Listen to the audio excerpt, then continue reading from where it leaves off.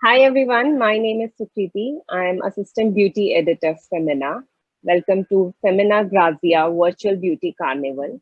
And today I have with me Dr. Harshna Bijlani. She's the medical head at the Ageless Clinic and celebrity skin expert. Welcome, Hi, Dr. Bijlani. thank you. Thank you Thank you so for having much. me. Thank you so Hi. much for this session. We are really looking forward to demystifying and understanding some of the buzzing ingredients in the skincare industry. Lovely.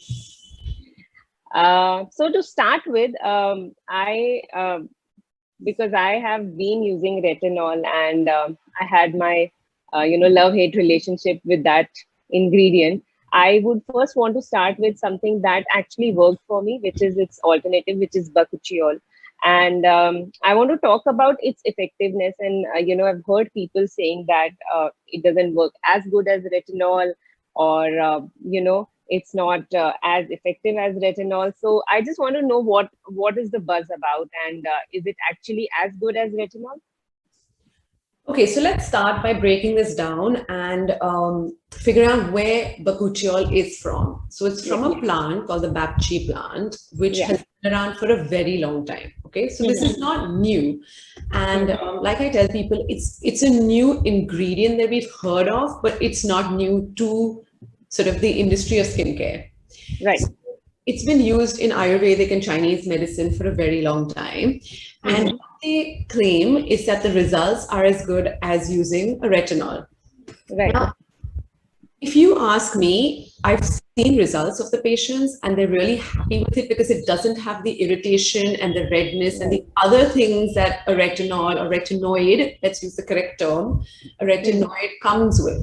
So in Yes. that, it's a very easy ingredient to use. Most people are absolutely fine with it, and they're very comfortable with the product. So overall, is it a really good product to look at? Yes. Okay. Comes to retinols, I just, I really want to talk about it because I think there's a lot of confusion and everyone clubs like everything like a retinol together. But essentially there's an umbrella, and that umbrella is a retinoid. Hmm. Under retinoids, you have Right. retinols, you have retinol palmitate, you will have, sort of the different types of the vitamin A derivatives, and one of them is tretinoin, which is right at the top. Okay. Hmm. You Hmm. have several almost like ladder steps, okay? And the ladder Right. Yeah. going higher, and the highest one is your tretinoin and pizarotene, which are the higher grades of the retinoid. So Hmm. retinol is here, and then you build up from there. So Right. if somebody asked me, Doc, should I use a bakuchiol versus a tretinoin? I would Hmm. say no, use a tretinoin because Hmm. that's tried and tested. We've been using it for donkey's years, and it's actually the only scientifically proven ingredient that stimulates your own collagen. Hmm. So why Hmm. would you not use something that if there are papers published on it and there's so much information about it Right. scientifically, Right. we know that it does what it claims that it's supposed to do. Hmm. So in that sense, yes, or you can marry them together. You can do a Hmm. bakuchiol maybe 3 days in a week and then do a tretinoin and then again do a bakuchiol and do a tretinoin. So there's so many things. Okay. You have to stick to the one standard protocol. You can mix it up. So it's more like whatever suits for you and for your Yes, skin type, basically. yes, yes. And now coming to retinol, how do you think the ingredient is worth the hype? That's probably the direct question I want to ask, because there's so much about that ingredient. I want to know, So is it really worth it? yes, it really is worth it. But let's talk Hmm. about what it is that it actually is supposed to do. So, Yeah. stimulates your collagen? Yes. I've actually seen people who come to me with these forehead lines and these Hmm. lines over here, and they're like, Doc, we don't want to go down the whole Botox route. We're still young, or we don't want to for Yeah. whatever reason. Yeah. Fine. Yeah. And then I give them a cream which has a vitamin A with maybe a peptide, and I get them to put it every single day in between their lines, and they actually Yes. come back and their lines are much better. So we Okay. know that it does what it's supposed to do. So what does Mm-hmm. it? It stimulates your collagen, yes. It makes your skin brighter, yes. It reduces pigmentation, yes. It makes the skin smoother, yes, because it increases your skin turnover, right? So because my skin is regenerating quicker, it's regenerating the younger, better, tighter cells as well. Right. So is it worth the hype? Yes, it's worth the hype, but you really have to know how to use it because some people Yeah. it, they feel like, oh, I burned my fingers, I can never use a retinoid in my life. I don't think that's true. I think that happened with me. As in, I don't know, maybe I started with it in a wrong way or something. But then I probably couldn't build it up from there. And so I switched to its alternative, and that worked for me. So I never actually went back to retinol. But like you said, I think that's probably the mistake I made. The idea is to, slowly bring the ingredient in the skincare Yes. routine. I think that's what you are trying to say here. Yes. And that's what we all miss. Yes, and for people who are confused how to, what to, where to start, I would say you first start, don't start with tretinoin. Okay? You want to start, you can't jump the top of the ladder unless the skin is very seasoned and anything works on your skin. But still, don't start there. You start from here and you build it up. So what do? You start with like a retinol and start with the lower strength. There's many strengths of retinol as well, okay? So you start with a 0.5 and then you build it up to the 1% and then to the tretinoin. And even when you start, you can start with either a couple of hours in a day. You don't even have to do it overnight, and do it in the evening because it makes you more sun sensitive. So you start a couple of hours in the evening, or you mix it with a moisturizer, or you do alternate days, and then you can increase the timings and then start leaving it overnight. So there's a pattern to doing it. You just don't use it for me and you chuck it. So always build and get your skin used to it. Exactly. Yeah. Right. So, when we are talking about including ingredients, new ingredients in our skincare routine and seeing what works for us, there's one ingredient which probably I've seen everyone including in their routine, and that is vitamin C. Yes. And I really, really want to talk about that one ingredient. I have actually met people who've said that it was life changing. It just transformed the skin. And then I've also met people who had no idea about what the ingredient is, what it does, but because it has such popularity, they just have it in their routine. They don't even know what it is doing to their skin. So let's talk more about vitamin C and how it works and what it does. Okay, so vitamin C is an antioxidant. We know that. We talk about the tablets, especially now in this whole COVID era. Everyone's just dousing the vitamin C because they want to boost their immune system. So vitamin C is known to us for a very long time. Right. We get it from our natural fruits and vegetables. So vitamin C as an application is an antioxidant. So that's what it does. So hence, I would be great with an antioxidant. You would be great with an antioxidant. He would be great with an antioxidant. We all can use it. It's not specific, just one particular type person. Yeah. So an antioxidant, what does it do? Basically, our skin is exposed to constant things that damage our skin. Our pollution, our smoking, the sun, all of these things damage our skin and cause something called free radicals. So what does an antioxidant do? It helps our body and our skin fight against these damages that our skin is being exposed to literally at every minute. When you use an antioxidant, especially vitamin C, it helps brighten your complexion. It helps with spots, it helps with pigmentation, and it just protects your skin from general damage and also helps with your collagen. So it's quite a nice molecule to use, but it's very important to understand that vitamin C is very unstable. Unstable. I've had people who buy their vitamin C, they try it, then they forget, and then again they suddenly find it in their closet in their medicine cupboard or lying somewhere, and then again they start using it. But the minute it turns brown, which means it has been oxidized, you need to throw it because the entire efficacy of it has really gone down. So usually 2 to 3 months after opening your bottle, after that you should not use it because it's not as potent. So that's another thing. People just sit with that vitamin C and then just keep using it for many months. It's not doing the same. Oh, okay. Honestly, I didn't know about this. I mean, that you can only use it for 2-3 months, and there are various percentages given on the bottles. So and what does that, I mean, how to decide, first of all, what does it signify, that percentage mark, and how to decide what you need? And do we always, because it's so easily available in the market? Do we always need to go and get it checked from our doc and then use it? Or even if we are buying it over the counter, how to decide which one we need? So in terms of vitamin C, the few things you should keep in mind is the percentages range from around 5% to 20%. Okay, that's the concentration of the vitamin C in that product. So these are good, viable, tested concentrations, which are safe for us. Anything above, people think, oh, I use 30, I use 40, but then also the acidity of the product may then start reducing. It gets more acidic and then hence may irritate your skin. Irritate. Between 5 to 20%. So that's number one. Number two, like I said, vitamin C or L-ascorbic acid, as the sort of most common case, is very unstable. So now more and more vitamin Cs are clubbed with other products like ferulic acid or like hyaluronic acid to stabilize the molecule. So Right. combined with something great means that it's actually stabilizing the molecule more. So that's Right. what you can look for. Third, you must use it as soon as, like, in that stipulated period of time.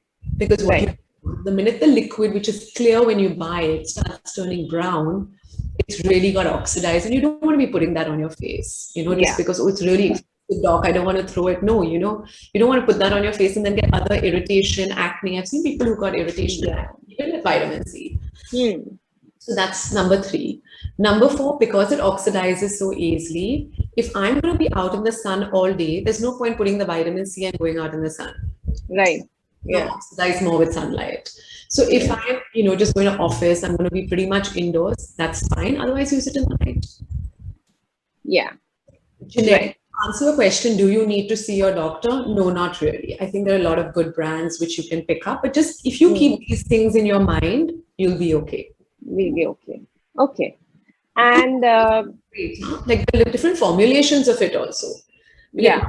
Vitamin C, and you get them now in glass dark bottles, so these are just you can look at, which means that it's more stabilized. Yes, brands are doing like different stuff to, stabilize vitamin C. Yes. Yeah. Okay, so talking about vitamin C and antioxidant, let's come to this another ingredient, Edibenone. What do you have to say about it? I've heard that it's the strongest antioxidant. So what do you want to say about it? Is it so Edibenone? It's huge rage in Korea.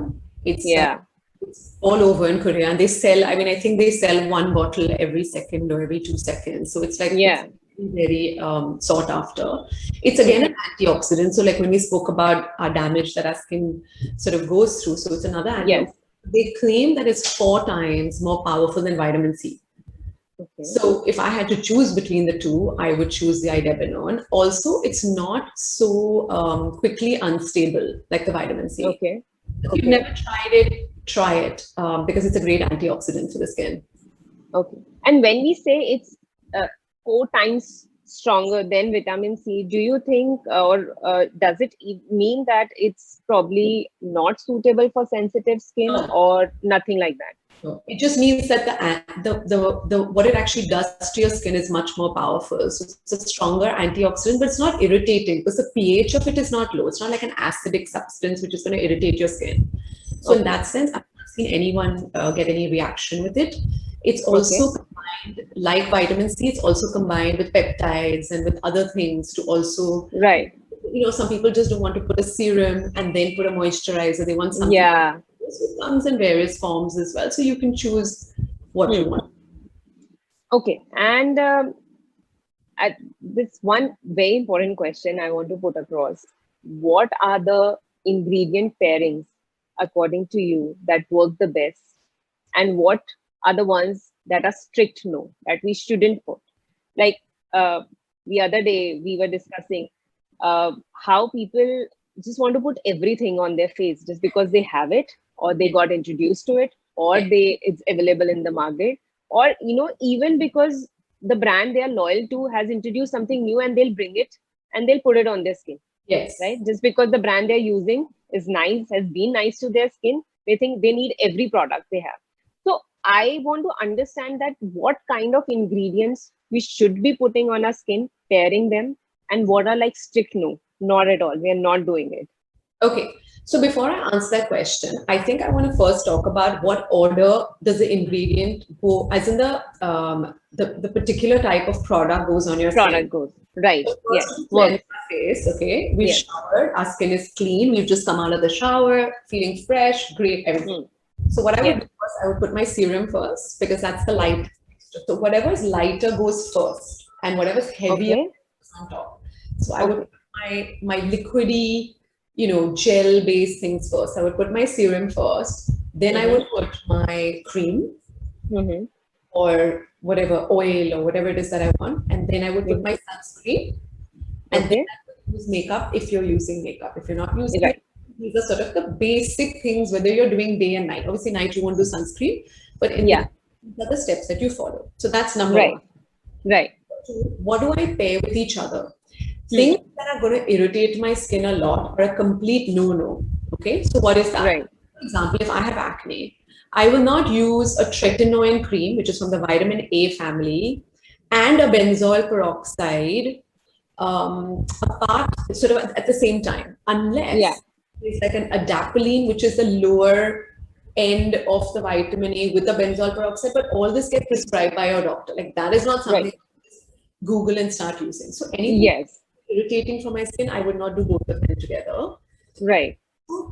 Let's say if I'm doing a retinoid, which suppose I start using, and now a lot of people are using it, and Yeah. I want to do an AHA, which is like a glycolic or one of those acids, again, Yes. I try not to use it at the same time. So I would maybe do a glycolic today, and I would do a retinoid the next day. Okay. So I think if we just keep the very irritating things not together, Hmm. is the main thing. And what can I use together? The formulations like we discussed, vitamin C with ferulic, hyaluronic, Right. with peptide, or retinoid with hyaluronic. So things that also make it calmer and not make it Calmer. irritating more, and also give you the hydrating properties. So if I know something is Right. I'll pair it with something that's hydrating. So retinoid with squalene, retinoid with a ceramide, Yes. hyaluronic, peptide. So all that is great. So try to use Right. also try to use products that are doing not the same thing. So if I want to exfoliate my skin, I'd rather use an exfoliator with then a moisturizing anti-aging thing which is paired with it. Right. So like that also you can sort of consider your products. Products. Okay. Like well explained. Coming to next question is about another ingredient which is again very popular, very sought after, and right now like there's a lot of buzz around it in the industry, and it's tranexamic acid. So tranexamic acid, if you Google tranexamic acid, you'll find that it's used to reduce bleeding. So essentially, tranexamic acid is used in gynecology for people who had severe bleeding to stop the bleeding. But what Okay. I found is that whoever they gave the tranexamic acid to, IV or oral, actually started looking much brighter. So Okay. I started wondering what is it in the tranexamic acid that is really helping the people glow, and then they found that in the generation of our pigment cells there are many steps. So what they found is that it helps reduce the steps, and that is why make us look brighter, fresher, and help with certain pigment issues like dark circles and melasma. Actually, now for melasma, which is the hormone pigmentation, for those who don't know what melasma is, it's a butterfly-like pigmentation that one gets during pregnancy. Yeah.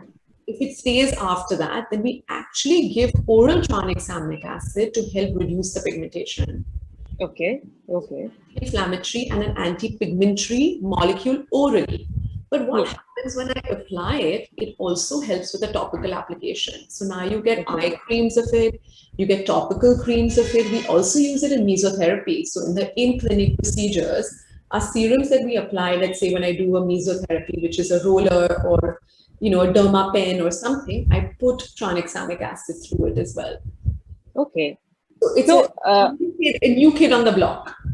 it's a new kid on the block, like you said. Exactly. And one last question. And one ingredient you think is popular right now, and you want to talk about it, that we should definitely talk about it, and there's a buzz around it, and it's worth it. So I think we've spoken about, so we spoke about AHA, BHAs, we spoke about tranexamic, we spoke about vitamin C, we spoke about idebenone, we spoke about retinoids. Of course, there's so many other things like hyaluronic acid and now injectable hyaluronic acids. You have peptides, you have so many ceramides, squalene. So all of these are great. But the two things I actually wanted to talk to you, sorry, not one. Okay, not a problem. Yes. One is azelaic acid. So Okay. it's actually something which we don't pay much attention to because we're so obsessed with these bigger ones. But what it does is that it helps exfoliate your skin, helps with acne, and helps with marks. It's not Okay. as strong as a retinoid. It's not so irritating on the skin, and it's safe in pregnancy, which is a big deal because pregnant women, Okay. Yeah. that's something we didn't talk about, but pregnant Yes. can't really use retinoids because it's not particularly safe for the baby. But Safe. Yes. azelaic acid is absolutely fine to use. So I would say that's one product which I think is great. So if you have acne, you have marks of acne, look up at an azelaic acid. So that's Okay. and second thing, I want to talk a little bit about oral things that help with our skin, tablets. Okay. So there's a big thing about oral antioxidants and oral collagen to have. But I really believe in the oral antioxidants. They really help brighten the skin. So you can put the best products on your skin. But if I am not eating well, I don't Yeah. fruits, vegetables, I'm a smoker, I binge drink, or I just have a hectic lifestyle, my work schedule. Yes. Stress. Hmm. You also need help your free radicals from within. It's not just Right. external radicals that you're exposed to the environment. So oral antioxidants are great, Hmm.